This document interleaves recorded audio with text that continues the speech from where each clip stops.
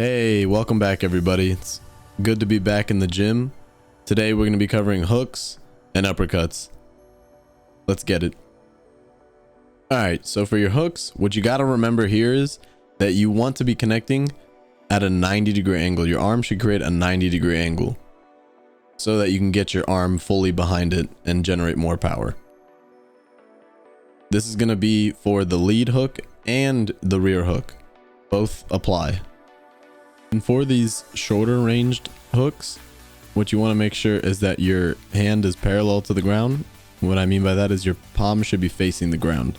Don't forget to get that twist in that hip when you are throwing. You want to imagine that there's a string going from your hand to your knee to your foot. So that just like with the cross, you're getting that twist and that rotation. Putting in a lot of power. These should be your big shots. And you want to be actively pulling that punch back. You're not following through. You don't want to be throwing and pushing through. You want to be snapping. So something you really don't want to do is you don't want to cock back that punch, right? You don't want to load it back. You're throwing it right from your guard. Boom. All right. Boom. Just like that. Make sure you're always throwing it right from your guard, not pulling it back. Otherwise, you're going to be telegraphing your punch a lot. So this is a highly debated point about hooks, is how you want your hand positioned. I personally believe that if you are close range, you want to keep your hand parallel to the ground. And then as you throw further out, you're kind of opening up that hand. The reason I believe this is because of the way the knuckles connect, so you don't actually end up curling your hand back in, risking you injuring your wrist.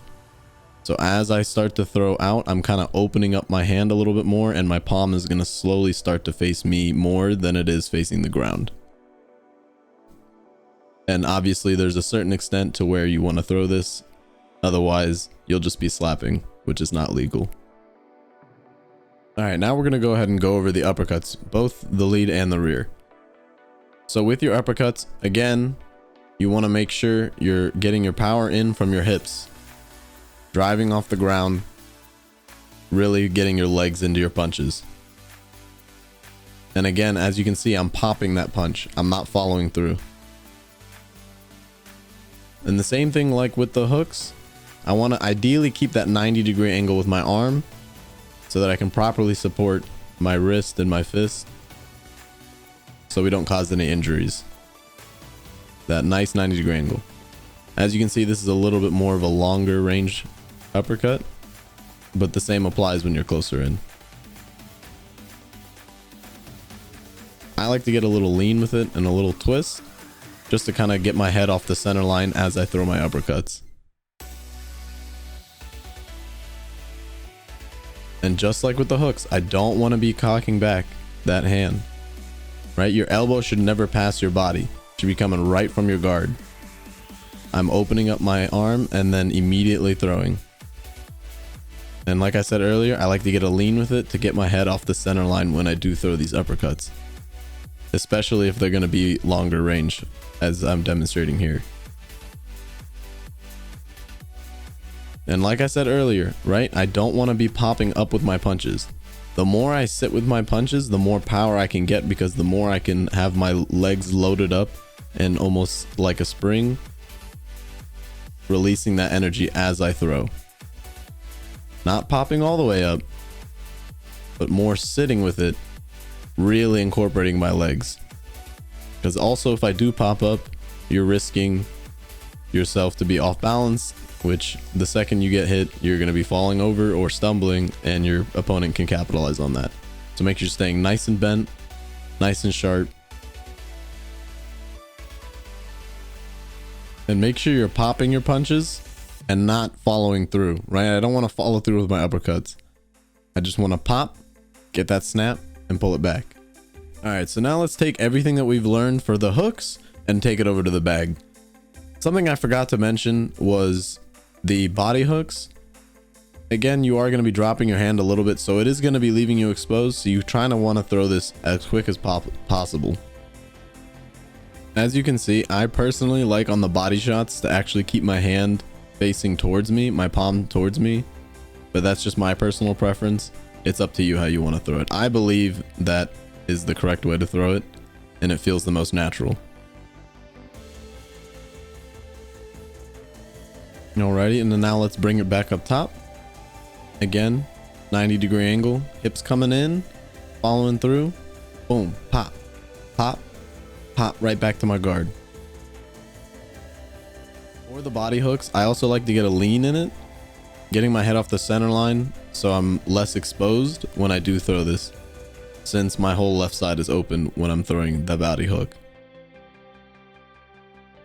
Now here's a look at the lead hook to the head.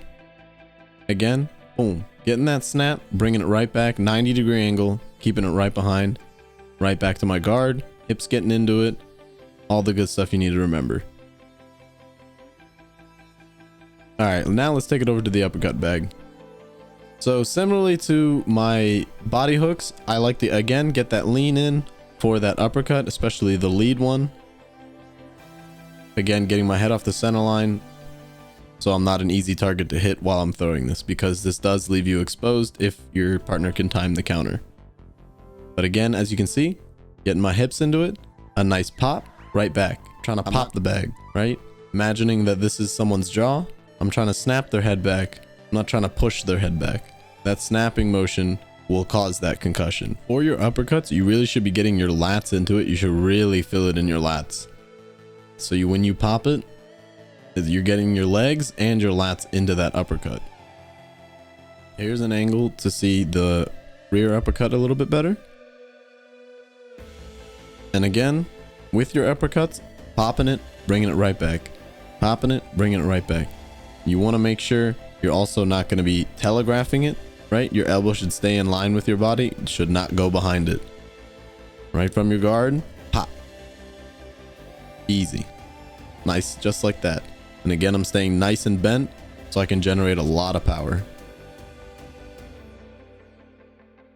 A big thank you to Blacksburg Boxing for letting me record there. And if you're ever in Blacksburg, Virginia, I'd recommend checking them out.